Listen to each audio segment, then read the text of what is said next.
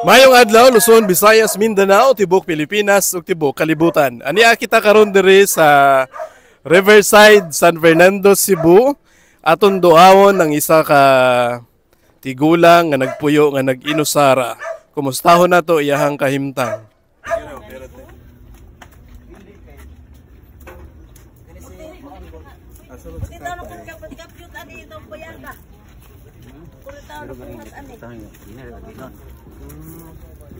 Mayang hapon. Tay.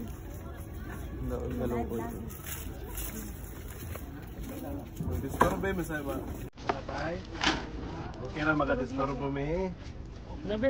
Sa maliit na kubong ito, nagawa lamang sa mga pinagtagpi-tagping kahoy, nakatira si Tatay Imoy. Si Tatay Imoy ay halos nasa 80 taong gulang na at banaagman ng kahirapan ay ngiti pa rin ang sumalubong sa aming pagdating.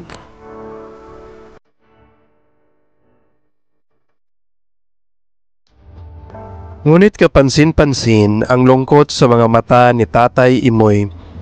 Tila ba may hinahanap, may iniisip. Tila nangungulila at animoy naghahanap ng kalinga at pagmamahal ng isang tunay na pamilya. Tay, mayong adlaw kanimo tay. Ako day si Kuya Tons, gikan sa Anton Care. So tay, karon kay nakaila pa makasi mong anak tay noon. Sige pangalan sa mong anak tay? Richard. Si Richard. Richard. Richard Canoy. Richard Canoy.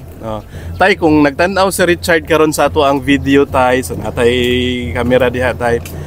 Unsa man nimong isulti karon sa imuhang anak tay nga basig gusto nimo siya kumustahon or gusto ba nimo siya makita or unsa ba? Gusto makita niya mangmusta sad. Sige tay, unsa man imong mensahe sa iya tay? Unsa imong gusto isulti sa Musta man kadiha niya. May bagkaglawas niya. Karon ali ako sa akong sakit. Kada mako anak ko kun. Ngawa sa imong anak tay or unsa ba? Dumingaw in taon ta niya sa man. Di naman ko kaadto to.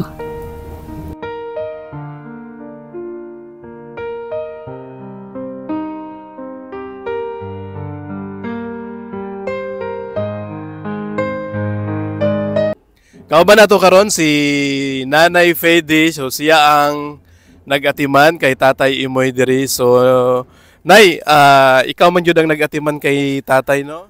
Oo, ako. So ikaw po'y naghahatag sa iyang mga Ako dyan, pagkaon. batag pagkaon niya maghikay o magluya na siya. Gani, ako dyan matiman tanan. Ako'y magdigo. O wala siya ikuan, ako'y magluto. Kay, ako po'y nabuhat ang balay niya. So ikaw nagbuhat aning balay, kisa may mong katabang sa pagbuhat ani. Primero pagtukod ani ang akong magad niya, gatiwas ako ni Joy nag-atop na ari ako ana di pikas ako'y gabunggo. Unya nay, basig nabay anak si Tatay, no? Naa niya waman siya magtagad pud amo man tangkit mo naghain na siya. Wa man mapunta. Nay, kung nagtanaw karon ng anak ni Tatay Imoy, basig naa kay gusto isulti sa iyaha. So naadari atong camera tayo. Ang akong ipangayo lang niya nga. Unta mo ari siya dire, nakakita mo galing siya ron nga. Mutagad siya siyang amahan kay iyang man tiguwang na kaayo. Mo akong gipangayo untang mo anhi siya kay dugay na kay may panawagan ta niya nga mo ari wa man jud makontak. Ang magkuat cellphone. Kay na siya kay tiguwang na gud ni. Ya, luoy naman kay iyang kahimtang nga nang akong pangita pamuso ra nya. Malag na ako'y kwarta pod nga ikapalit og sunudan kahatag ko ani og bugas. Wala po'y suga ni nga balay? Wani masugi diri siya kay ang wa may kanang katong pagbagyong udit yata diri siya kun wa man ang mga kun wa ko ikapalit pod nga kanang kuan ba kanang sa wire. So paggabi na ngit-ngit ra gid siya diri. Suga siya usahay kandila. Uy, kadelikado ba? Kandila siya. Dinar jud kay mao ra may kuan sa niya. So kailangan natong solar light diri, no, maski ano. Pero makasiris ra ba tag ano, kuryente kung naay makasiris ra ta, so kulang lang kita extension wire o gano.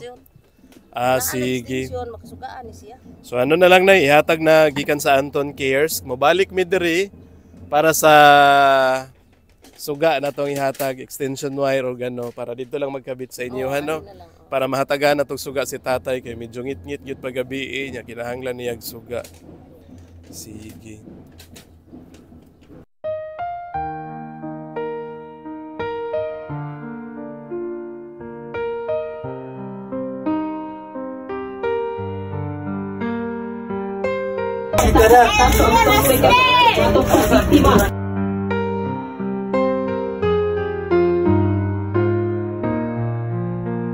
At sa aming muling pagbalik kay Tatay Imoy, isang masayang mukha at ngiti ang muli naming nakita. Isang masayahing Tatay Imoy ang sumalubong sa amin.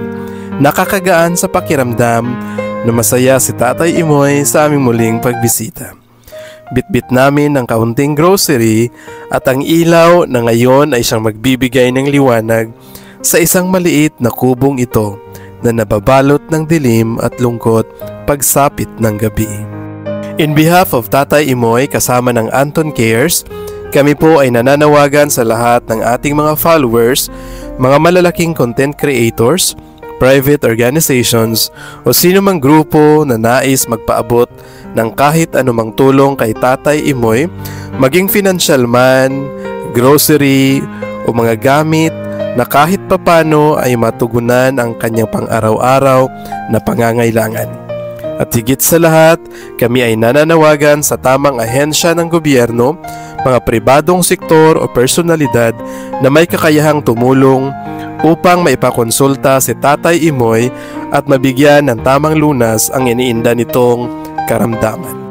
Sa lahat ng mga gustong magpaabot ng kanilang tulong ay maaari po kayong makipag-ugnayan sa aming Facebook page na Kuya Tons. At sa huli, sa lahat ng maaaring tumugon sa aming panawagan, ngayon pa lamang ay taos-pusong pasasalamat ang aming ipinapaabot sa inyo.